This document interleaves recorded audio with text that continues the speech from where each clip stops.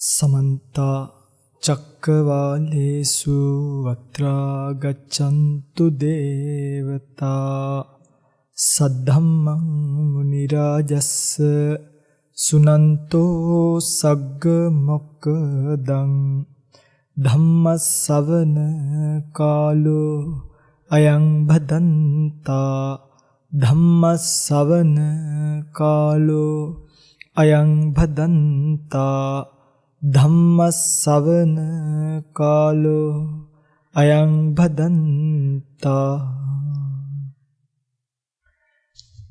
නමෝ තස්ස භගවතෝ අරහතෝ සම්මා සම්බුද්දස්ස නමෝ තස්ස භගවතෝ අරහතෝ සම්මා සම්බුද්දස්ස නමෝ තස්ස භගවතෝ අරහතෝ සම්මා සම්බුද්දස්ස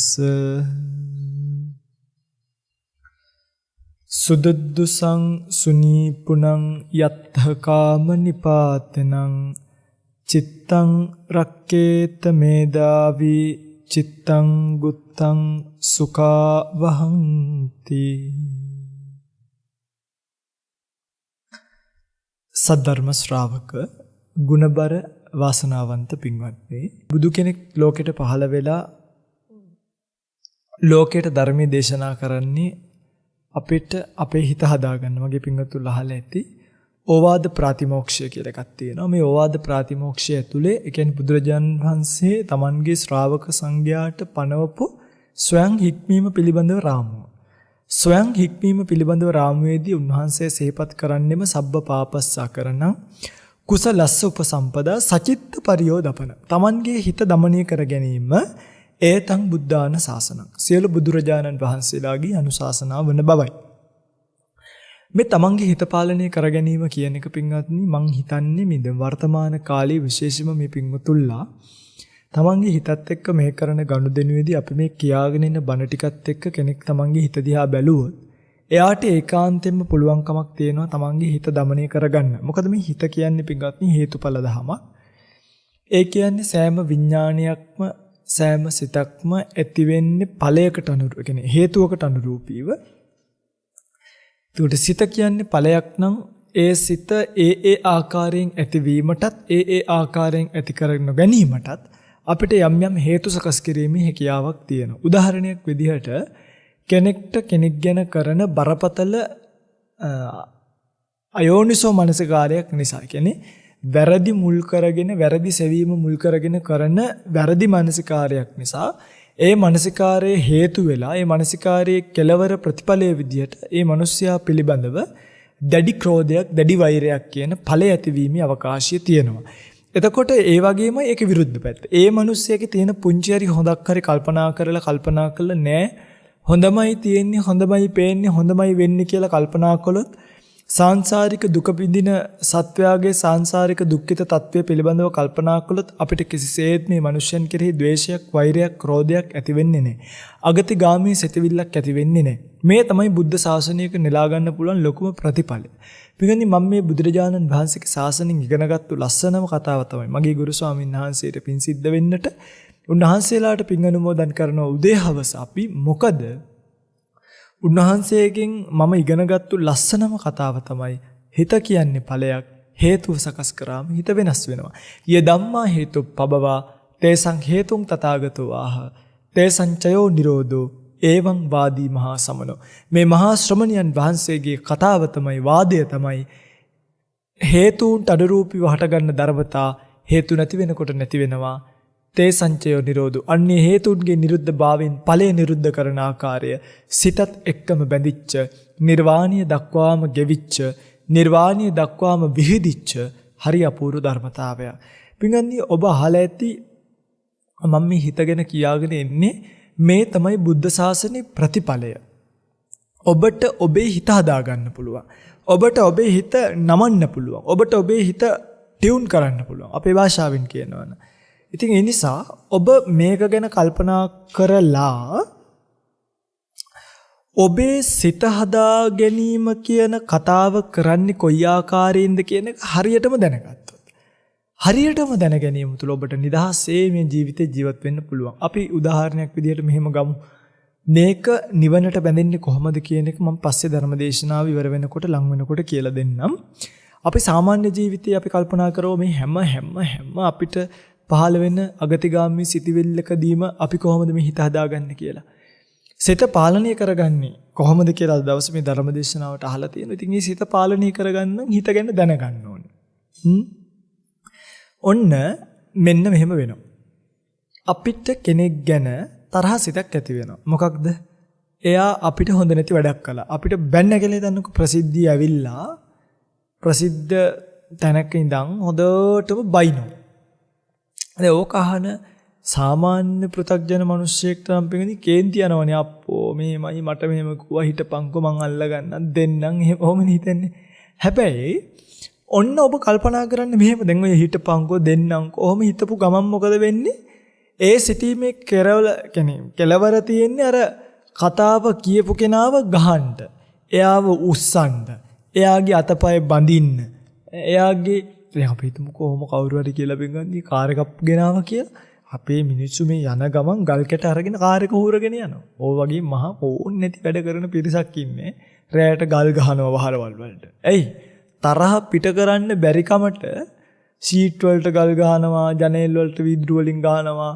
ඒ සතාගේ දැන් මේ මිනිස්සයාගේ බල්ලෙක් අපේ ගෙදරට ආවා කියලා හිතන්නකෝ. බල්ලට ගහනවා අර මිනිස්සයාට ගහන්න තියෙන වේගය දාලා. කියන්නේ ඒ දරුවාගේ දැන් සමහර අම්මලා මට මතකයි කියන්නේ කොහොමද හාමුදුරුවෝ දැක්කේ කියලා අහන්න එපා. අපි දන්නවා අපේ ජෙනරේෂන් එකේ අපි 6 වසර 7 වසර 5 වසර වගේ ඉන්නකොට ඒ කාලේ හිටිය අම්මලාගේ තත්වය තමයි. කියන්නේ බහුතරයක්. ආයිතින් නෑ කියන්න බෑ මේක තමයි කතාව. තමන්ගේ ළමයට වඩා වෙනත් ළමයෙක් මොනවා හරි ප්‍රශ්නයක් ඇති කරගෙන ළමයි දෙන්න අතර විරසකයක් වුණොත් විභාගේ වැඩිපුර ලකුණු ගන්නවා නම් මේ අම්මලා පින්වත්නි ගිහිල්ලා අනිත් අයට නොදැනෙන්න කොනිත්තනවා අර දරුවා. කොනිත්තලා හරිද ඔය පින්වතුන්ලා ඕක කරලා තියෙ සමහරක් කියලා. කොනිත්තලා අඬනකොට අනේ අයි පුතේ මේ කෙනිත්වද කවුරු හරි දැන් අර පුතා කියනකොට මේ නැන්දමාව කෙනිත්වා කියලා අනේ බලන්නකෝ මේ දරුවෝ මං කෙනිත්වා කියනවනේ කියලා බොරුත් කියනවා. ඒ කියන්නේ මිනිස්සු මේ බොරුවට මිනිස්සු මේ කුහකකමට මිනිස්සු මේ ක්‍රෝධයට යන්නේම අයෝනිසෝ මනසිකාරය නිසා. හැබැයි කොච්චර කෙනෙක් අපිට බැන්නත් අපිට මෙහෙම හිතන්න පුළුවන් නම් හප්පච්චි මේ සංසාර ජීවිතේ මේ මිනිස්සයා කරගන්න කර්මයක තරමනම් නිකන් සදාකල් මේක ජීවත් වෙනවා වගේ. මේ ඉන්න 60 ඇතුළේ කට පරිස්සම් කරන් හිත පරිස්සම් කරන් යන්නේ නැතුව මේ අසංවර කරගත්තු කට නිසා මේ අසංවර කරපු වචන නිසා මේ කරපු අභූත චෝදනා නිසා අභූතවාදී නිරයන් උපේති. අභූතෙන් චෝදනා කරන ඒ නිරය උපදින්නේ. අභූතවාදී නිරයන් උපේති. මේ බොරු චෝදනා කරන අය නිරයට යනවා කියලා සිහිපත් කරලා දෙනවා. අර එක චණ්ඩාල කෙල්ලක් චණ්ඩාල වෙලා උපදිනවා තමන්ගේ අම්මට ඔබයි චණ්ඩාලි කියලා. එතකොට අම්බපාලිලාට වෛශ්‍යාවන් වෙන්නුනේ සංසාර ජීවිතේ අනවශ්‍ය තැනක අභූත චෝදනාවක් වෛශ්‍යාවි කියලා කරලා. දැන් ඔබ කොච්චර ওই වචනේ පාවිච්චි කරලා මිනිස්සුන්ට බැනලා ඇද්ද? මේකේ විපාකය කල්පනා කරන්න. ඒ කියන්නේ එකක් මට මේ අනර්ථය කරන කෙනා දැන් අපිට පිටින් ඔය දස ආක්‍රෝෂ වස්තුව කියලා එකක් තියෙනවා මේ. ඔය දස ආක්‍රෝෂ වස්තුවෙන් තමයි මිනිස්සු අපිට පරිභව කරන්නේ. කියන්නේ ජාතියෙන්, කුලයෙන්, ගෝත්‍රයෙන් මොනවා හරි ඔය වගේ තියෙන දේවල් පරිහරණය කරලා ඒ වගේන් තමයි අඩු ජාතියක අඩු කුලය අරමික ඔහොම කියන්න පුළුවන්. එතකොට ඔය දස ආක්‍රෝෂ වස්තුව පිළිබඳව ඔබ දැනගන්න ඕනේ. මම ඊට ගැන පස්සේ වෙලාවක ද්වේෂය පිළිබඳව කියලා දෙද්දි කියලා දෙන්නම්. ඒ දස ආක්‍රෝෂ වස්තුව පිළිබඳව දැනගත්තාම ඔන්න ඔබට කවුරු හරි කෙනෙක් බයිනකොටම බහවල් ජාතියේ කියලා ඔයගලන්ට මතක් වෙනවා රයිට්. මෙන්න ක්‍රෝධයට හේතු වෙන දස ආක්‍රෝෂ වස්තුවෙන් එකක් කිව්වා. ඊළඟට ඔය ක්‍රෝධය ඇති වෙන විදි කීපයක් තියෙනවා. හරිද? මෙයා මට අනර්ථයක් කළා අතීත වශයෙන් past tense. කළා කියලා හිතුනොත් වර්තමානයේ කරමින් ඉන්නවා කියලා හිතුනොත් ing form එක තියලා ඒ කියන්නේ continue present continuous මේ වර්තමාන කාලේ ඒ වගේම in future අනාගතයේදී මෙයා මට අනර්ථයක් කරයි. ඔය තුනෙන්ම මට මගේ ඥාතීන්ට ඒකට 6යි මට කරනවා කියන තැනදී 3යි මගේ ඥාතියට අනර්ථයක් කළා මගේ ඥාතියට අනර්ථයක් කරමින් ඉන්නවා මගේ ඥාතියට අනර්ථයක් කරයි කියන ඔන්න ඔය 6 නිසාත් ඊළඟට තව 3ක් තියෙනවා මේ තමයි ක්‍රෝධය ඇති වෙන තැන්. තේරෙනවද පින්වත්නි? දැන් මිනිස්සෙට ක්‍රෝධය ඇති වෙන්න තැන් 9ක් බලපානවා. හරිද? ඕකට කියනවා නවවිධ ආඝාත වස්තු කියලා. එක්තරා විදියකට දසවිධ ආඝාත වස්තු කියලා 10කුත් කියනවා. 10ක් මම කියලා දෙන්නම්. නමුත් 9ක් කර්මපත ගන්නට එනවා. මොනවද? පළවෙනි එක තමයි මේ අහවලා මට අනර්ථයක් කරනවා කියන එක. කියන්නේ වර්තමානයේ මට අනර්ථයක් කරනවා කියන තැන හිතිච්ච ගමන් අපිට පින්ගන්නේ යාගෙන තරහක් උපදිනවා. දැන් අර කවුරු හරි කෙනෙක් අපිට බැනගෙන යනකොට අපිට උපදින්නේ ඔන්න ඕකනේ. මෙයා මට වර්තමානයේ අනර්ථයක් කරනවා. ඔන්න ඕකට කිපෙනවා මිනිස්සු. පින්වත්නි කුද්දෝ අත්තං නජානාති. කුද්දෝ අත්තං නපස්සති. කිපුණට පස්සේ අර්ථය පේන්නේ නැහැ. කිපුණට පස්සේ අර්ථය දැනෙන්නේ නැහැ. ඒ නිසා වැඩිපුර ක්‍රෝධ වෙන්න ඔය ක්‍රෝධ වුණාට පස්සේ තීරණ ගන්න එපා. කේන්ති ගියාම මගේ පින්වතුන්ලා හොඳට මතක තියාගන්න කේන්ති ගියාම තීරණ ගන්න එපා. මොකද කේන්ති ගියාම ගන්න තීරණ භයානකයි. ඒක ප්‍රතිඵලය කුමක් වේවිද කියලා කාටවත් කියන්න පුළුවන් කමක් නැහැ. කුද්දෝ අත්තං නජානාති. ක්‍රෝධයේ අර්ථය දන්නේ නැහැ. කුද්දෝ අත්තං නපස්සති. ක්‍රෝධයේ අර්ථය දකින්නේ නැහැ. දැන් අනිත් එක දැන් අපිට ඕන තරම් බුදුබණට නහි වේරේන වේරානි සම්මන්තිද කුදාචන අවේරේන සම්මන්ති ඒස ධම්මෝ සනත්තන. නහි වේරේන වේරානි වෛරයෙන් වෛරය සංසිඳෙන්නේ නැහැ. හරි. වෛරය සංසිඳෙන්නේ අවෛරයෙන්. මගේ පින්වතුන්ලා නිකන් හිතන්න. ඉඳුල් තියෙන භාජනයක් තියෙනවා. ඉඳුල් තියෙන භාජනේ ඉඳුල් වලින් හොදලා හරියනවද? නෑනේ. ඉඳුල් තියෙන භාජනය සෝදන්න ඕනි හොඳ වෙනවා හරි වෙන මේ පවුඩර් එකක් පාවිච්චි කරලා වෙන කුඩු එකක් පාවිච්චි කරලා පිරිසිදු කුඩු එකක්. ඒක පිරිසිදු කාර්යයක් විය යුතුයි මිසක් තව ඉඳුල් දාලා මැදලා හරියන්නේ. තරහ කියන්නේ ඉඳුලක් නම් තරහ කියන ඉඳුල් දාලා තරහ කියන ඉඳුල දාලා මැදලා හරියන්නේ නැහැ. නයි වේරේන වේරානි. තව කොච්චර තියෙන දිසෝ දිසං යන්තං කෛරා වේරි වාපන වේරින මිච්ඡාපනිහිතං චිත්තං සේයතෝනන්තතෝ කරේ. වැරදියට මේ වගේ පිටවාගත්තු හිත අපිට කරන්නේ පොඩි අනර්ථයක් නෙමෙයි. ඒ නිසා කවුරු හරි කෙනෙක් අපිට අනර්ථයක් කරනකොට හොඳට බලන්න බ්‍රයිට් මෙතන මට නවවිධ ආඝාත වස්තුන්ගෙන් එකක්. මෙයා මට අනර්ථයක් කරනවා කියන සිතවිල්ල පහළ වෙනවා. මේක මම කන්ටිනියු කරගෙන ගියොත්, මේක මම හුරතල් කරොත්, මේක මම නවත්ත ගත්තොත්, මේක මම පවත්ත ගත්තොත් මට දිගින් දිගටම ඇති වෙන්නේ තරහ සිතවිලි, ක්‍රෝධ සිතවිලි. එයින් මේ වචනේ මට කියන මේ මනුස්සයට විතරක් නෙමෙයි. එහෙම සිතවිලි හිතන මටත් අනර්ථය පිණිස පවතිනවා. දැන් එහෙම වෙනවනේ. Tamanට ඕක ගැන සිතන සෑම මනෝ දූෂිත අකුසල මාත්‍රයක්ම ඒ මනෝ දෝෂිත අකුසල මාත්‍ර වලට දැන් තමන් මේ ජීවිතෙත් පීඩාවක්නේ කල්පනා කරනවා, ඇඬෙනවා, මංකු වෙනවා, නැත්තම් අපි කියන්නේ නිකන් කලකිරෙනවා, බය වෙනවා, මූණ කළු වෙනවා, එල්ලිලා ඉන්නේ. කොච්චර ප්‍රශ්නද නේ? එතකොට මේ ජීවිතෙත් සාන්දෘෂ්ටිකවත් ජීවිතය හානියකටපත් වෙනවා. ඒ සාන්දෘෂ්ටිකව සිතන සිතවිලි වල ඇති වෙන අකුසල කර්ම නිසා සංසාරිකවත් ඔබට පින්වත්නි මේ වගේ නරක ප්‍රතිවිපාක වලට මුහුණ දීමට අවස්ථාව උදා වෙනවා බොහෝ විට. ඔය නිමි ජාතකයේ එහෙම බලන්න මම දවසක නිමි ජාතකය ගැන ඔබට කියලා දෙන්නම්.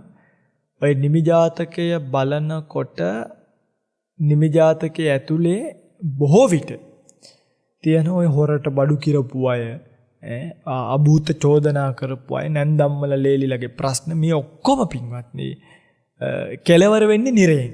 මතක තියාගන්න. මෙහෙ මොන සෙල්ලම දැම්මත් මේ ඔක්කොගෙම කෙලවර තියෙන්නේ නිරය. පැහැදිලිද මං කියන එක?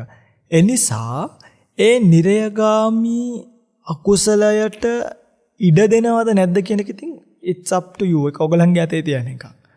ඔබට කැමති නම් ඒක හොරතල් කරලා මේ ජීවිතෙත් තැවිලා සංසාරික ජීවිතෙත් තැවෙන්න ඔබ තැවෙන්න. මෙහෙම හිතන්න.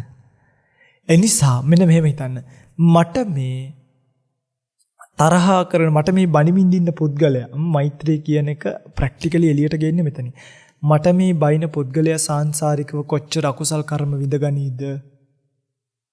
ඒ නිසා මට මේ බයින පුද්ගලයා තරහ නැත්තෙක් වෙන්නවා. අනේ මේ පුද්ගලයාගේ තරහ නැති කෙනෙක් වෙන්න ඕනේ.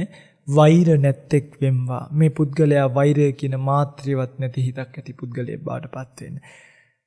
දුක් පීඩා නැත්තෙක් වෙත්වා. මට මේ කරන බයින බැනුම් වලින් මේ මිනිස්යාගේ සිත යම් තාක් දෝෂ වෙලා මේ මිනිස්යාට කර්ම විපාක සකස් වෙලා අනාගතේ දුක් විඳින්න වෙයිද? අනේ මේ මිනිස්යා දුක් පීඩා නැත්තෙක් වෙත්වා. දැන් සමහරු කියනවා මේ අපි නම් කැමතිත් නෑ මෙහෙම කියන්න. හැබැයි ඉතින් මේ මිනිස්සයාට මේ වගේ විපාක අතපය කැඩිලානේ. එතකොට තේරෙයි. අනේ එහෙමනම් වෙන්න එපා කියනවා. බොරුවට මේ කියන්නේ. හිත ඇතුලින් කැමති වෙනවට. එතකොට අර මිනිස්සයා දූෂ්‍යයි ඔබත් දූෂ්‍යයි. අන්න බලන්නකො කොහොමද මේක ගොඩගන්නේ කියලා. දෙගොල්ලම දූෂ්‍ය වෙලා බෑ මේක කරන්න. ඒ නිසා මගේ පිංගුතුලා හොඳට මතක තියාගන්න කවුරු හරි කෙනෙක් අපිට අනර්ථයක් කරනකොට අපි මිනිස්සයා දිහා බලලා මේ මට මේ අනර්ථය කරන පුද්ගලයා තරහ නැත්තෙක් වෙත්වා. වෛර නැත්තෙක් වෙත්වා. දුක් පීඩා නැත්තෙක් වෙත්වා. සුවපත් වූ සිත් ඇත්තෙක් වෙත්වා කියලා හොඳට මෛත්‍රී කරන්න පටන් ගන්න. අන්නේ සුවපත් වූ සිත් ඇත්තෙක් වෙනවා. සංසාරික ජීවිතේ නැවත නැවත මේ වගේ රෝගී සිතවිලි පහළ නොවි සුවපත් සිතවිලි පහළ වෙන සුවපත් සිත් ඇත්තෙක් වෙත්වා කියලා ප්‍රාර්ථනා කරන්න. එහෙම ප්‍රාර්ථනා කරනකොට ටිකින් ටික අර මනුස්සයා වුණත් බලන මම මේ කෙනාට බයින්නේ අපරාධي. මම මේ කෙනාට බයින එක තේරුමක් නැහැ. මේ මනුස්සයා කොච්චර උනත් බලන්නකෝ ඉවසලා ඉන්නේ හැටි කියලා අර මනුස්සයාගේ තරහ නිවෙනවා. ඒ මනුස්සයාට කවදා හරි දවසක මේ ජීවිතය ඇත්ත තේරෙනවා. ඒ මනුස්සයා කැමති ඔබෙන් කවදා හරි දවසක සමාවිල්ලන්න. ඒ මනුස්සයා කැමති කවදා හරි දවසක ඔබ ගාවට ඇවිල්ලා වෙච්ච දේවල් වල පිළිබඳව වැරද්ද ඔබට මේ පවාරිත කරන්න, පවාරණය කරන්න. මගින් වරදක් වුණා නම් මට සමා වෙන්න කියලා කවදා හරි මේ මනුස්සයා කියයි. තරහකාරී වෙන්නේ නැහැ. නැත්නම් දැන් ওই මනුස්සයා මේ ජීවිතේ බැලලා මරුණා වගේ නෙමෙයි. අර දේවදත්ත ස්වාමින්වහන්සේට සංසාර ජීවිතයක්ම බුදුරජාණන් වහන්සේගේ පස්සෙන් යන්න උනේ. ඒ ඇති කරගෙන තිබ්බ මේ තරහ නිසානේ. හරිද? ඒ ඇති කරගෙන තිබ්බ තරහ නිසා තමයි සංසාරය පස්සෙන් යන්න උනේ. එතකොට එතනදී බෝධිසත්වයන් වහන්සේට උනත් දැන් මම හිතන තැනක් මම මේ කියන්නේ දා රන්තලිය දාලා ගියා නම් ඊට වඩා ලාභයි. ඇයි දැන් සසාර ජීවිතේ කොච්චර අතපය කැපුවද දේවදත්ත රජ වෙලා. සසර ජීවිතේ කොච්චර පස්සෙන් ආවද බුදු වෙන ආත්ම භාවෙත් ගල් පෙරළුවා. නොඑක් දේවල් කරා ඊට වඩා ලාභ නැද්ද දා රන්තලිය දාලා ගියා නම්. මේක නිකන් මම කියන්නේ කතාවක්. ඒ නිසා සමහර රන්තලි තියෙනවා දාලා යන්න වෙන. ඒ වගේ තැන්වලදී ඒ රන්තලි අරන් යන්න ගත්තොත් ඒකත් එක්ක සංසාර ජීවිතේ පස්සෙන් එන හතුරු අපිට සාංශාරිකවම කරන අපරාධිය පොළනේ. පිටින් ඔය දරුවෝ ඊළඟට උපදින්න දැන් දේවදත්ත කියන කෙනා මේ මහ ලොකු ඈතක ඉපදුනේ නෑ. දේවදත්ත කියන කෙනා බුදුරජාණන් වහන්සේගේ ඥාතියෙක් වෙලා ඉපදුනේ. බුද්ධ කාලෙම. එතකොට ඒ ඥාතිකවට තමයි පළවෙනි පාර පස් දෙනා මහාන වෙනකොට මහාන වෙන්නේ ඇවිල්ලා. එතකොට ওই සංසාරික වෛරක්කාරී ඔබේ දරුවෝ වෙලා උපදිනවා. දරුවෝ වෙලා ඉපදිලා අප්පච්චියේ මුරණ්ඩු දරුවෝ ඔබ පොලිසි ගානේ දක්කන් ගිහිල්ලා අම්මා තාත්තා කියන දේ අහන්නේ නැතෝ සංසාරික වෛරක්කාරයෝ. වෛරය පිරිමහන්න එන්නේ. සංසාරික හතුරුකම පිරිමහන්න එන්නේ. එනිසා ඔබ කල්පනා කරන්න මම මේ හතුරු සංසාරයට එකතු කරගන්නවද කලෙක්ට් කරනවද නැත්නම් මම හිමින් සැරේ මේගොල්ලෝ ඔක්කොම මග හැරගෙන මගේ ගමන යනවද කියලා. මගේ ගමන යනවා කියලා තීරණය වෙච්ච කෙනා නියුට්‍රල් හිතක් ඇති කෙනෙක් වඩපත් වෙනවා. ඒ කියන්නේ නිවට කෙනෙක් නෙමෙයි. එයා යාගේ කටයුතු ටික කරනවා. දේශනාදී සිදු කරනවා. එයාගේ ජීවිතේ ජීවත් වෙනවා. එයා කියන්න ඕනේ ටික කියනවා. හැබැයි සාංශාරිකව Tamanට හතුරුකම් කරන කාටත් පෙරලා සතුරුකම් කරන්න යන්නේ. මෛත්‍රිය වඩලා මේ මෛත්‍රී චිත්තේ නිසාම ඇති වෙන පින්වත්නි කරුණාබර හදමඩලින් ආශිර්වාද පූර්වක ජීවිතයක් ගත කරලා බොහෝ විට තරහ නැති කෙනෙක් බවට පත් වෙලා ජීවත් වෙන්න පුළුවන්. අන්න බලනකොට Tamanට කවුරු හරි කෙනෙක් බයිනවා නම් කරන්න ඕනිද? ඊළඟට අතීතයේ කවුරු හරි කෙනෙක් Tamanට වරදක් කළා නම් කියන්නේ මෙන්න මෙයාට අතීතයේ වරදක් කරලා තියෙනවා. ඒව පින්වත්නි දැන් ගෙවිලා ගිහිල්ලා ඉවරයි. මිනිස්සුන්ට වැරදි වෙනවා. මිනිස්සුන්ට තමයි වැරදි වෙන්නේ. ඒ නිසා මිනිස්සු අසරණයි. මිනිස්සුන්ට වැරදි වෙලා ඒ මිනිස්සු පස්සේ කාලෙකදී ලෙඩ වෙනවා. ඒ මිනිස්සු පස්සේ කාලෙකදී තැවෙනවා. ඒ මිනිස්සු පස්සේ කාලෙකදී ඒව ගැන වොරි වෙනවා. ඉතින් ඒ කාලෙට අපි මේ මිනිස්සුන්ගේ වෛර පිරිමහන්න යන්න හොඳ නැහැ. අපිට වෙච්ච දේවල් වුණා හැමදේම අමතක කරන්න. අම්මේ තාත්තේ අක්කේ නංගි අයියේ මල්ලි කියලා. ඔබේ සහෝදර සහෝදරියන් එක්ක ඔබට තරහක් තියෙනවා නම් ඔබේ ඥාති එක්ක ඔබට තරහක් තියෙනවා නම් ඒගොල්ලෝ ගාවට යන්න. ගිහිල්ලා අයියා කියලා කතා කරන්න. කතා කරලා හොඳට ආදරෙන් වැළඳ ගන්න. වැළඳගෙන පපුවට මූණ තියලා කතා කරන්න. අයියා සහෝදරකම හැමදේටම වඩා ලොකුයි. මේ කිසිම දෙයක් අපි අරන් යන්නේ නැහැ. අපි මේ හැමදේම දාලා යන්නේ. මට මේ කිසිම දෙයක් ඕනේ නැහැ. අපි ජීවත් වෙමු. ජීවත් වෙන්න. එතනයි ජීවිතේ තියෙන්නේ. එහෙම තු ඉඩම් කඩම් ගොඩ ගහගත්ත කියලා හොඳ සහෝදරයෙක් සහෝදරියක් වෙන්න බෑ. තමන්ට හොඳ සහෝදරයෙක් වීමේ ලක්ෂණ තියෙනවා නම් තමන් අනිත් අය ගැන හිතන කෙනෙක් බවට පත් වෙන්න ඕනේ. මිනිස්සු ගැන හිතන්න සල්ලි කවදාවත් අරන් යන්නේ නැහැ. මනුස්සකම පින්වත්නි කවදත් අපිට ජීවිතේ කෙලවර වෙනකම් ඉතිරි වෙනවා. සල්ලි ධනය වස්තු මේ වරයි යනවා නම් අපි කවදාවත් මනුස්සකම් වලට මුල් තැන දෙන්න ඕනේ. හැබැයි මේ ගඩොල් සිමෙන්ති කෑලි යකඩ කෑලි එන්ජින් කෑලි ලයිට් කෑලි මේවා අපි කිසිම දෙයක් අරයි යන්නේ. ඒවට වටිනාකම් දෙන්නේ මෝඩ මිනිස්සු. වටිනාකමක් විදිහට ඉතුරු වෙන්නේ දුකට සැපට ළඟින් හරි ගියත් වැරදුනත් ළඟින් හරියනකොට ආශිර්වාද කරනවා වගේම වරදිනකොට රකින්න මිනිස්සු. ඒ මිනිසුන්ට මිනිසත්කම තියෙන්න ඕනේ. මනුෂ්‍යකමින් පෝෂණය වෙලා තියෙන්න ඕනේ. මනුෂ්‍යකමින් පෝෂණය වෙලා තියෙන ජීවිතය අපි රැක ගන්නවා විනා ඒක නැති කරගන්න දුවන්නේ අපරාධි කියලාමයි මට හිතෙන්නේ. ඒ නිසා පින්වත්නි බුදු කෙනෙක් ලෝකෙට පහළ වෙලා දේශනා කරව මේ හිත පරිස්සම් කර ගැනීම, හිත පාලනය කර ගැනීමට යන්න අතීතයේ Tamanට කවුරු හරි කෙනෙක් වැරදි කළා තියෙනවා නම් ඒ දේවල් අමතක කරලා දාන්න. කල්පනා කරලා සාංශාරික ජීවිතයේ ස්වභාවය මම මෙහෙම වෙන්න ඕනි කෙනෙක් නෙමෙයි. මට මේ දේවල් මම ඔළුවේ තියාගෙන ජීවත් වෙන්න ඕනි කෙනෙක් නෙමෙයි. මේක මගේ තත්වය, මේක මගේ ජීවිතය, මේක මගේ සාංශාරික ජීවිතය, මනුෂ්‍ය ආත්මයේ බුද්ධෝත්පාද කාලේ මේ ඔක්කොම රූන් කරන නැත්නම් මේ විනාශ කරනවා. මේ ඔක්කොම විනාශ මුඛයට ඇද දානවා. ඒ නිසා අපි පරිස්සමෙන් අතීතයේ කරපු වැරදි වලට මිනිස්සුන්ට සමාව දීගෙන ජීවත් වෙන්න ඕනේ. ඊළඟට අනාගතයේ අපිට අහවල අපිට වරදක් කරයි කියලා හිතෙයි. අර අහවල අපිට වරදක් කරයි කියලා කවුරු හරි කෙනෙක් ගැන හිතෙනවා නම් මං කියන්නේ අපි ඒ වගේ අයව අර අපි කතාව කියන්නේ කපන්න බැරි අත ඉඹින්න කියලා. සමහර තැන් තියෙනවා කපන්න ඕනේ. සමහර තැන් තියෙනවා තවන්න ඕනේ. අනාගතේ කවුරු හරි කෙනෙක් මට වරදක් කරයි කියලා හිතෙනවා නම් අපි ගිහිල්ලා එයාත් එක්ක වැඩිපුර දැන් අර අඟුලිමාලා ඉපදිච්ච දවසේ මුළු රජ මාලිගාවෙම කඩු දිලිසෙනවනේ. කඩු දිලිසෙනකොට කියනවා මේ කෙනා කවදා හරි දවසක දරුණු මිනිමරුවෙක් වෙනවා. ඒ නිසා අනාගතයේදී එයාට වෙන්න තියෙන ප්‍රශ්නය සලකලා එයාට නමක් දැම්ම අහිංසක කියලා.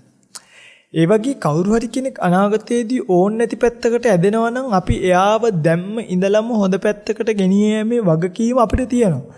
කවුරු හරි කෙනෙක් ජීවිත කාලෙම අපිට වැරදි කරයි අනාගතයේදී මෙයා මෙහෙම වෙයි කියලා තේරෙනවා නම් ඒ දරුවා කෙරෙහි වැඩිපුර අවධානය යොමු කරන්න ඕනේ. නපුරු දරුවට නපුරුකම් කරන්න නෙමෙයි නපුරු දරුවට වැඩිපුර ආදරය කරන්න ඕනේ. ආදරේ උඩ ආදරේ මත සෙනෙහස මත කරුණාව මත ලෙන්ගතුකම මත බැඳීම මත ඒ ජීවිත වෙනස් වෙනවා පින්වත්නි. ඒ නිසා ඒම ජීවිත වෙනස් වීම ඇතුලේ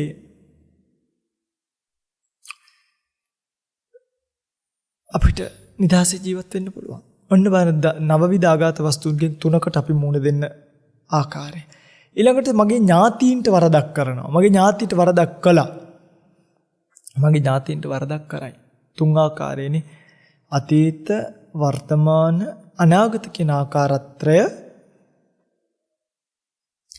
මේ ආකාරයෙන් කෙනෙක් කල්පනා කරනවා නම් හොඳට මතක තියාගන්න. එයාටත් පුළුවන්කම තියෙන්න ඕනේ. මේ හැමදෙනා මේ මගේ ඥාතියත් සංසාරිකව යන්නේ. එයාට අහිතක් කරන කෙනත් සංසාරිකව යන්නේ. මම මේ ලෝකෙට ඉපදිනකොට මට කිසිම ඥාතියෙක් හිටියේ නෑ. මට කිසිම දෙයක් තිබ්බේ නෑ. ස්කන්ධ පහළ වීමක් විතරයි තිබ්බේ. මම මගේ ඥාති කියලා ගොඩ ගහගත්ත මේ පිළිසක පැත්තක් අරන් ඒක පාර්ශවීය වෙලා අනිත් පාර්ශවයට වෛරයක් ඇති වුණොත් දැන් ඒක හරියට මේ වගේ දේවදත්ත ස්වාමීන් වහන්සේ බුදුරජාණන් වහන්සේට ගල් පෙරළුවානේ. එතකොට දැන් ඕකේ ඇරියස් එක කව කරන්න යන්නේ අපි. අර දේවදත්තයා ඕක ගල් පෙරළුවා කියලා බුදුහාමුදුරුවවත් කවදාවත් දේවදත්ත ගැන අහිතක් හිතලා නැහැ. අපියි ඒ ඇරියස් එක කව කරන්න යන්නේ. අපියි එතනට බහින්න යන්නේ. අපිත් එතනට බහින්න ඕනේ.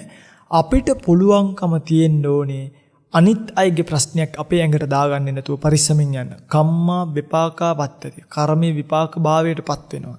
සුළු සුළු කර්මත් මහා විපාක බවටපත් වෙනවා. ඒ නිසා කිසිදු ආකාරයක සුළු කර්මයකට ඉඩ නොතියා කායේන කම්මං කාතබ්බං කයින් කර්ම කරනකොට පරිස්සම් වෙන්න ඕනේ. පච්ච වෙක්කිත්වා රාහුල වාචාය කම්මං කාතබ්බං. රාහුල යම් දේවල් කරනකොට වචනයෙන් දවට කල්පනා කරලා කරන්න. මේක මට අනර්ථයක්ද? අහන කෙනාට අනර්ථයක්ද? බලන් ඉන්න කෙනාට අනර්ථයක්ද? අහන කෙනාට මට බලන් ඉන්න කෙනාට අනර්ථයක් නම් තේරුමක් නැහැ පින්වත්නි. ඒ දේවල් නොකර ඉන්න කියන එකයි බුද්ධ දේශනාව. ඉතින් මේ තමයි කතාව. තවත් මේක කියන්න තියෙනවා දේවල් ටිකක්. දැන් ඔය තුනයි ඊට පස්සේ මෙන්න මෙහෙම එකක් වෙන්න පුළුවන්. දැන් ඔබට යම් කිසි කෙනෙක් ඉන්න ඔබ නුරුස්සන. කියන්නේ එහා පැත්තේ ගෙදර කෙනාව අපි දන්නේ නැහැ. හරිද? හැබැයි අපේ ගෙදර දැන් දකුණු පැත්තේ ගෙදර කෙනාව අපි දන්නේ නැහැ කියලා හිතන්නකෝ. එයා ඒ ගෙදරට අලුතෙන් ආවේ. මගේ ගෙදර ඉස්සරහා ගෙදර ඉන්නවා මම කැමති නැති කෙනෙක්. මං කැමති නැති ආකාරයේ ජීවිතයක් ගත කරන, මං කැමති නැති දේවල් කරන මට නුරුස්සන කෙනෙක් ඉන්නවා. මගේ හතුරෙක් වගේ කෙනෙක් ඉන්නවා ඉස්සරහා ගෙදර. අර දකුණු පැත්තේ ගෙදරට ආපු කෙනා එයාත් එක්ක අපි දැන් ගනුදෙනුව පටන් ගන්නවනේ. මෙයා මෙහෙමයි, මෙයා හොඳයි, මෙයා අපේ අපිත් එක්ක එකතු වෙලා අපි එකට යමු කියලා ඔන්න දැන් ඒ දෙන්න එකට ඉන්න පටන් ගන්නවා. ඉන්නකොට ඒ ගෙදර කෙනා මාත් එක්ක වගේම ඉස්සරහා ගෙදර කෙනත් එක්කත් ලෙන්ගතු වුණොත් අන්න එතකොට අපිට හිතෙනවා මෙන්න මෙයා මම නුරුස්සන කෙනෙක්ට උදව් කරනවා. මන් නුරුස්සන කෙනෙකුට උදව් කළා. මන් නුරුස්සන මෙයාට උදව් කරයි අනාගතයේදී. එන්න එහෙම Tamanට හොඳ කෙනෙක්ට අගතියක් කරනකොට වගේම Tamanට හොඳ නැති කෙනෙක්ට යහපතක් කරනකොටත් අපිට ඒක ආඝාත වස්තුවක් විදිහට උපදිනවා. ඒ වගේ වෙලාවට කල්පනා කරන්න. මේ මිනිස්සයා මොනවා කරන්නද? මට තියෙන නුරුස්නා භාවයට. මේ නුරුස්නා භාවය මම ඇති කරගත්ත එකක්, හේතුවකට අනුරූපීව ඇති කරගත්තු එකක්. එතකොට කවදාවත්ම අලුතෙන් ගෙදරට එන කෙනා, අලුතෙන් අපිට සමාජයේ මූණට හම්බ වෙන කෙනා මන් නුරුස්නා කෙනෙකුට උදව් කරා කියන එක මට ද්වේෂයට කාරණාවක් නෙමෙයි. සමහරක් විට මට නොපෙනෙන හොඳ ගතිගුණ මේ මිනිස්සයාට පෙවුන වෙන්න පුළුවන්. ඒ මිනිස්සයා හරි කමක් නැහැ මෙයාට උදව් කරනවා නම්. මං උදව් කරන්නෙත් නැහැනේ. ඒ මිනිස්සයා හරි කමක් නැහැ මෙයාට උදව් කරනවා නම් පුළුවන් නම් එහා පැත්තේ ගෙදර ඉන්න කෙනා කන්න නැති කෙනෙක් නම් අර මිනිස්සයාට මහා කිලෝ එකක් දෙන්න. ඔයා මොනවා හරි දෙනකොට මේ ටිකක් දාලා දෙන්න මන් දුන්න කියලා කියන්න ඕනේ. එහෙම කියලා හරි කමක් නැහැ. ඒ කියන්නේ මම කියන්නේ පෘථග්ජන භාවයේ ඔබේ හිත හදාගන්න අවශ්‍ය කරන තැන. ඒ මොකද මෙන්න මේ හරියට කල්පනා කරලා තමන්ගේ සිතට ඇතිවෙන අනවශ්‍ය සිතුවිලි ඔක්කොම පාලනය කරගන්න ඔබට පුළුවන් ඔබේ යෝනිසෝ මනසිකාරයත් එක්ක. ඉතින් ඒ නිසා මගේ පින්වත්තුන් හොඳට මතක තියාගන්න මේ හිත පාලනය කරන්න පුළුවන්. මේ හිත සකස් කරන්න පුළුවන්. බුදුරජාණන් වහන්සේ නමක් ලෝකයට පහළ වෙලා කියන්නෙම මෙන්න මේ හිත සකස් කරන ක්‍රමවේදය පිළිබඳව.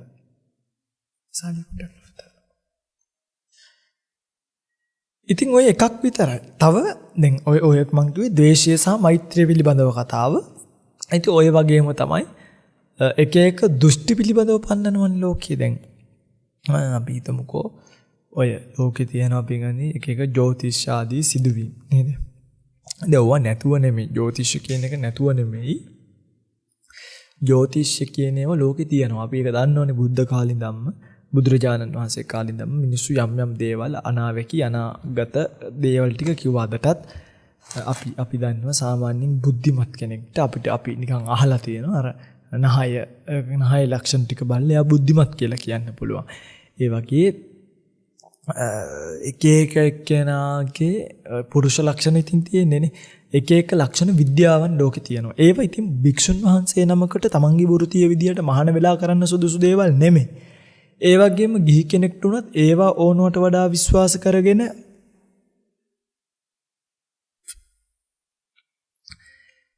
ඒ වගේ පස්සේ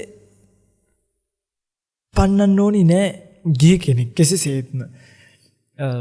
ඒ වගේ සිදුවන කතාව, ඒ වගේ සිදුවෙන සිදුවීම අපේ ප්‍රඥාව මොට කරන එක. මොකද ප්‍රඥාව කියන චෛතසිකයේ ස්වභාවයක් තමයි ප්‍රකාරේන ජානාති අනිච්ඡාදි වශයෙන් මේ සියලුම සංස්කාරයන් පිළිබඳව සබ්බ සංකාරේසු සියලු සංස්කාරයන් පිළිබඳව නොඑක් ආකාරයෙන් අනිත්‍යයි කියලා අපි දැනගන්න එපයි. දුකයි කියලා අපි දැනගන්න එපයි. අනාත්මයි කියලා අපි දැනගන්න එපයි. අනිත්‍යයි දුකයි අනාත්මයි කියලා දැනගන්න යන මේ ගමන ඇතුලේ මේ ජීවිතය හදාගන්න දේවල් වලට මුල් තැන දුන්නොත් අන්නේ ඒකට කියනවා මෝහය කියලා. කර්ම විපාක පිළිබඳව අනවබෝධයෙන් කර්මය පිළිබඳව දන්නේ නැතුව විපාකය පිළිබඳව දන්නේ නැතුව කෙනෙක් දෘෂ්ටි සහගතව මේ ලෝකෙ මුලා වෙනවා නම් එක එක තිරස්චීන විද්‍යාව කෙරෙහි සමහරව අතබල්ල සාත්තර කියනවා මූණ බල්ල සාත්තර කියනවා මේකට මුලාවීම් වශයෙන් ජීවිතේ ජීවත් වුණොත් එයාටත් පින්වත්නි ජීවිතේ නැති වෙන්නේ පොඩි පහේ පරාසයක් නෙවෙයි. ඒ නිසා අපිට ඊට වඩා දෙයක් තියෙනවා කරගන්න. ඊට වඩා දෙයක් අපිට තියෙනවා කල්පනා කරන්න. ඊට වඩා දෙයක් අපිට තියෙනවා හිතන්න. අන්නේ හිතන්න තියෙන කටයුත්ත හිතලා කරන්න තියෙන කටයුත්ත කරලා මෝහයෙන් මුලා වෙන්නේ නැතුව මේ නැති වෙලා යන ලෝකයේ පිළිබඳව පින්වත්නි ඇලීම් ඇති කරගන්නේ නැතුව නැති වෙලා යන ලෝකයේ නැති වෙනවා කියලා දැනගෙන ප්‍රඥාව දියුණු වෙන ක්‍රමවේදයක් අනුගමනය කරන්න. අන්නේමයි හිත පාලනය කරන්නේ. මේ මෝහයෙන් මුලා වෙන ප්‍රමාණය වැඩි නම් ප්‍රඥාව අවදි වෙන ප්‍රමාණය අඩුයි. අවයානස් මයින්ඩ්ෆුල්නස් අවදි වීම නැත්තම් සිහිය එලවා ගැනීම. සිහියෙන් යුක්තව වාසය කිරීම කියන එක අපි ගාව තියෙන ඕනි කතාවක්. එතකොට හිත හදාගන්න මොනවා වුණත් බුද්ධහමෙන් පිට නම් අප්පයින්නේ නැහැ. ඔය උපාසක චණ්ඩාල සූත්‍රය කියවන. ඔයගේ තියෙන ඔය නැකත් තරුවලට කරන්න පුළුවන් දේවල් නැහැ. ඒ වගේ නම මංගල සලකුණු මගුල් ලකුණු වැඩිපුර විශ්වාස කරන අය උපාසක චණ්ඩාලියෝ කියලා. කාටත් තමන්ගේ ඉපදිච්ච වෙලාවන් නරව මේවා පින්වත්නි ඕවා මහ එක්තරා විදිහකට වර්තමාන කාලයේ නම් තියෙනවා හරිම කෝලම්. ඊළඟ එක තමයි රාගය කියන එක. කෙනෙක්ට නිතර තමන්ගේ හිත රාගයට බරයි නම් රාගය ඇති වෙන්න හේතුව තමයි සුබ නිමිත්තත් අයෝනිසෝ මනසිකාරයයි. සුබ නිමිත්ත කියන එක ලෝකේ සදාකල් තියෙනවා. අයෝනිසෝ මනසිකාරය කියන එක අපිට නැති කරගන්න පුළුවන්. අයෝනිසෝ මනසිකාරය වෙනුවට යෝනිසෝ මනසිකාරය දැම්මොත් සුබ නිමිත්තක් නෙමේ. සුබ නිමිති පිට නිමිති ආවත් නිමිත්තක් පිට නිමිත්තක් ආවත් මගේ ප්‍රත්තරම් පින්වත්නි අපිට අපේ හිත හොල්ලන්න කාටද පුළුවන්? අපේ හිත හොල්ලන්න කාටවත් බෑ. මේක හොඳට මතක තියාගන්න. එනිසා බුදුරජාණන් වහන්සේ වෙනුවෙන් උන්වහන්සේ දේශනා කරපු මාර්ගය යෝනිසෝ මනසිකාරය පිළිබඳව දැනගෙන කොහොමද මම මේ රාගය දුරු කරන්නේ කියලා. කියන්නේ දැන් ඔය අපේ පොඩි ස්වාමීන් වහන්සේලා ඉන්නවා. අපි දැන් පහුගිය දවස් මේ දවස්වල සායනාසල ඔක්කොලම අසුබ කර්මස්ථානීය වඩනවා. අසුබ කර්මස්ථානීය වර්ධනය කරන ස්වාමීන් වහන්සේලා අපිත් එක්ක කතා කරනවා කමටහන් ගද්දී.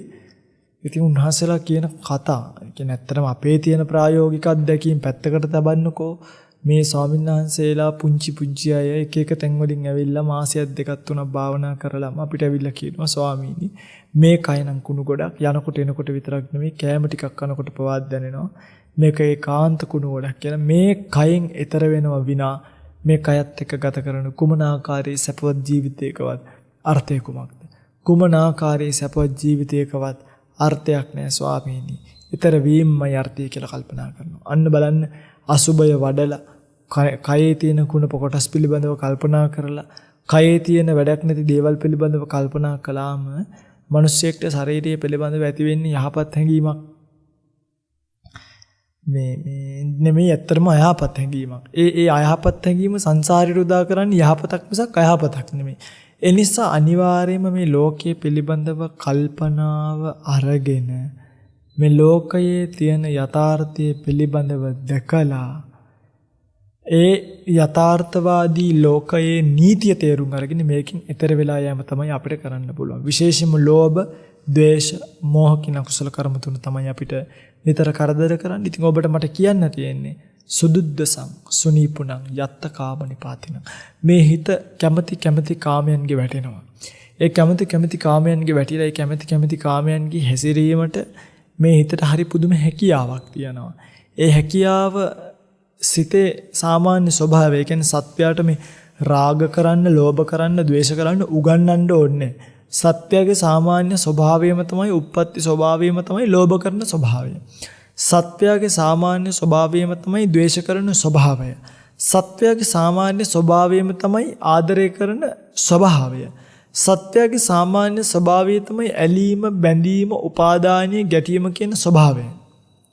ඒතකොට ඒ ස්වභාවයන් වලින් මිදිලා හිත හදාගන්න තැනකට සත්වයා ඉන්න නම් සත්වයට වැටෙන්න ඕනේ ධර්මය කියන එක. ඔන්න ධර්මයේ වැටිච්ච සත්‍යය කල්පනා කරනවා ආදීනව ආනිසංස සහ ඒ කියන්නේ ආස්වාද ආදීනව නිස්සරණ කියන තුන.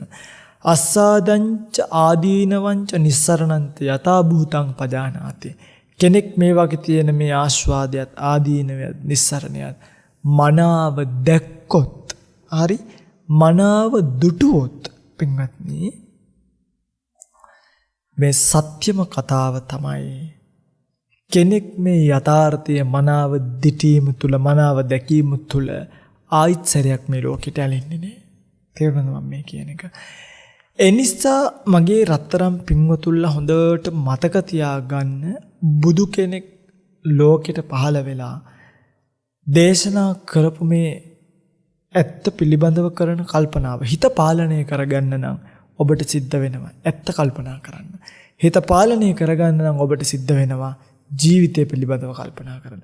ජීවිතය පිළිබඳව යම්කිසි කෙනෙක් මේ ආකාරයෙන් හරියට කල්පනා කරොත් ක්‍රෝධය ඉස්සරහදී මේ සාංශාරික අසරණකම මේවා අරගෙන ගිහිල්ලා රන්තලිය මතක් කරගන්න. එදා රන්තලිය අරගෙන ගිය නිසායි දේවදත්ත පස්සෙන් ආවේ. එදා රන්තලිය දාලා ගියා නම් දේවදත්ත කියලා කෙනෙක් එච්චර කාලයක් සසරේ වද දෙන්නේ නෑ බුදු කෙනෙකුට. පැහැදිලිද මම මේ කියන එක? ඊළඟට අපි දැන් සමහරක් වෙලාවට හිතනවා දේවදත්ත උදව් කරා පාරමිතා පුරා ගන්න කියලා. නෑ ඒක ඇත්තකුත් තියෙනව නැතුව නෙමෙයි. හැබැයි එහෙම අනිවාර්යයි කියලා එක දැන් දේවදත්ත කෙනෙක් බුද්ධ ශාසනයක අනිවාර්යයි කියලා එකක් කොහිවත් නෑනේ. ඒව සාංශාරිකව කොයි වෙලේ හරි දැන් අර සසජාතකය අපිට පේනවා ජීවිතය පූජා කරන්න කියලා හිතනකොට දෙවි කෙනෙක් සක්‍ර දේවේන්ද්‍ර ඇවිල්ලා තමයි අවස්ථාව උදා කරලා දුන්නේ. එතකොට පාරමිතාව පිරුණා. පාරමිතාව පිරුණා ජීවිතෙත් බේරුණා. නේ? දේවදත්ත ස්වාමීන් වහන්සේ කරපු සමහරක් තැන්වලදී ජීවිතේ නැති වුණානේ. අත කැපුවා, දකුණු අත කැපුවා, වම් කකුල කැපුවා, දකුණු කකුල කැපුවා, නාය කැපුවා, කන් කැපුවා. මේ වගේ විපාකයක් විඳින්න වුණේම ක්‍රෝධය හුරතල් කරපු නිසා. ඒ නිසා මතක තියාගන්න. නහි වේරේන වේරාණි සම්මන්තිද කුදාචනං අවේරේනච සම්මන්තේස ධම්මෝ සනත්තනෝ. නහි වේරේන වේරාණි වෛරයෙන් වෛරය නම් සංසිඳෙන්නේ නැමයි. අවෛරයෙන්මයි වෛරය සංසිඳෙන්නේ. ඒ නිසා කාත් එක්කවත් ක්‍රෝධ ජීවිතයක්, ක්‍රෝධ සිතුවිල්ලක්, ක්‍රෝධ කල්පනාවක්, ක්‍රෝධ ජීවන රටාවක් ඇති කරගෙන ජීවත් වීම අඥානකමක්. එතනට යන්න මෙපා. හොඳට පරිස්සම් වෙන්න. හිත පරිස්සම් කරගන්න. චිත්තං රක්කේත මේදාවි ප්‍රඥාවන්තයා සුරක්ෂා කරගන්නේ තමන්ගේ හිතයි. චිත්තං ගුත්තං සුඛාවං හිත පරිස්සම් කරන යෝගාවචරයට බොහොම දුර ගමනක් යන්න පුළුවන්. ඒකනේ බුදුරජාණන් වහන්සේ සිහිපත් කරන්නේ සන්තින්ද්‍රියා සන්ත මනසා තාදිසා සමනාමම. ශාන්ත ඉන්ද්‍රිය ඇති ඉන්ද්‍රිය සංවර කරපෝ ශාන්ත මනසක් ඇති තාදිසා සමනාමම. මගේ ශ්‍රමණ පුත්‍රයන් වහන්සේලා එන්නේ ආකාරයෙන් ඔබට අඳුර ගන්න පුළුවන්. මගේ ශ්‍රමණ පුත්‍රයන් වහන්සේලාගේ තියෙන ඉන්ද්‍රිය ශාන්ත භාවය, මානසික ශාන්ත සංවර භාවය ඔබට අඳුර ගන්න පුළුවන්. උන්වහන්සේලාගේ තියෙන ජීවිත ජීවන රටාවත් එක්ක භික්ෂුන් වහන්සේ නමක් නිතර පින්වත්නි පරිස්සම් සහගත ජීවිතයක් ජීවත් වෙන්නේ. අඩුම ගහකට කොලකට වැලකටවත් හානියක් නොවෙන භික්ෂුන් වහන්සේ නමක් ගැතින් කවදාවත් කොලයක් කැඩෙන්නේ නැහැ. උන්වහන්සේලා ඒක බුදුරජාණන් වහන්සේ සිහිපත් කළේ මේ ලෝක ගොඩාක් ලෝක කතාවකුත් තියෙනවනේ ගහක කොලයක් කඩනවා කියන එක. අපිට ඕනේ නැති දෙයක් නේ. අපි ඔක්කොම ඔය ගස්වල කොල කඩන්න ගත්තොත් එහෙම ඔය ඉස්සර මට මතකයි අපේ තාත්තා මට කියලා තියෙනවා අපේ ගෙවල් වල තිබ්බා ක්‍රෝටන් ගස් කොළඹ පැත්ත ඉස්සර හැදෙන නිසා ඔය ක්‍රෝටන් ගස්වල පින්වත්නි කොළ කෑල්ල කියන්නේ කොලේ ඉදෙනවා කහ පාට වෙනවා ටික දවසක් ඇද්දි. මං කරන්නේ මොකද පොඩි කාලේ සෙල්ලමට මේ ඔය කහ පාට කොළ කැත නිසා ඔක්කොම කහ පාට කොළ කඩලා දානවා. අපේ තාත්තා මට එක දවසක් කිව්වා ඇයි ඕක කරන්නේ? මං කිව්වා තාත්තා මේවා ඉතින් කාලේ ඉවරයි. ඒ වරුණාට පස්සේ අපි මේවා කඩන්න ඕනේ. තාත්තා මගෙන් එක ප්‍රශ්නේ. පුතේ මිනිස්සු වයසට යනවා. වයසට ගියාට පස්සේ ඒ මිනිස්සු මැරෙනකන් ඉන්නවද? අපි කලින් මරලා දානවද? අපි මේ මිනිස්සු මැරෙනකන් ඉන්නවා. ගහේ කොලේ වයසට ගියාම එයා වැටෙනකන් ඉන්න දෙන්න. එයා හෙලවිලා එන හුළඟ හරි අපිට දෙන්න සැනසීමක්. ඒ හුළඟ කාටවත් නැති කරන්න එපා. කොළ කීපයක් කැඩුවොත් හුළඟින් බොහෝ ප්‍රමාණයක් අපිට අඩු වෙලා තමයි ඊළඟ කෙනාට යනකොට යන්නේ. එදා ඉඳන් පින්ගන්නේ ওই පාඩම මගේ ජීවිතේ ගොඩාක් වෙලාවට තියෙනවා. හැබැයි ඒකම බුදුරජාණන් වහන්සේත් හරි ලස්සනට ශාසනයට ආවට පස්සේ කියලා තියෙනවා. මහණෙනි ගහක කොළයක්වත් කඩන්න එපා. සිල්පදයක් විදිහට පනවලා තියෙනවා. මහණෙනි ගහක කොළයකට අතවත් තියන්න එපා. කැඩුනොත් ආපත්‍යක් වෙනවා කියන එක සිහිපත් කළා. එනිසා මේ වගේ අපි ධර්මයත් එක්ක විහිදිච්ච ලොකු පරාසයක් අපිට තියෙනවා මේ ජීවිතේ තේරුම් ගන්න යන ගමන ඇතුලේ. මගේ පින්තුල්ලා ඒවා හිමින් සැරේ පරිස්සමින් තේරුම් අරගන්න, හිත පාලනය කරගන්න, බුද්ධ ශාසනය ලැබිච්ච වෙලාවේ මොහොතක්වත් ප්‍රමාද නොවි අප්‍රමාද ජීවිත ගත කරලා තමන්ගේ හිත හදාගන්න ඔබට පුළුවන් නම් ඒකාන්තයෙන් ඔබට සුවපත් වූ සසර ගමනකට හොඳ පදනමක් දාගන්න මේ ජීවිතේ කාන්ත උපකාරයක් වෙයි. ඒ විතරක් නෙමෙයි මේ කියන ධර්මතාවයන්ගේ හැසිරුණොත් මේ කියන ධර්මතාවයන් වටහා ගත්තොත් මේ කියන ධර්මතාවයන් තේරුම් ගත්තොත් ඔබට ඒකාන්තයෙන් අනිවාර්යෙන් නිශ්චිතවම නිසකවම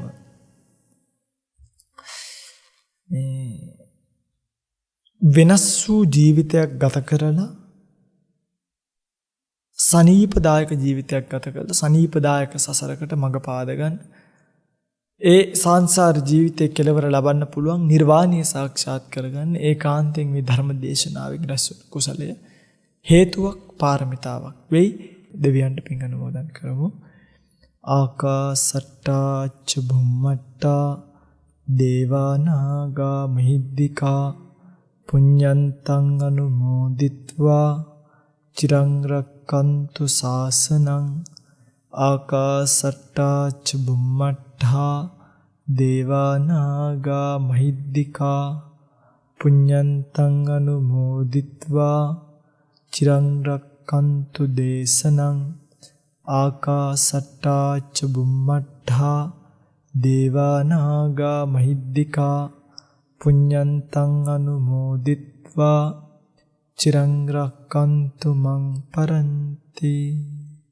හැම දිනෙකටම සම්මා සම්බුදු සරණයි.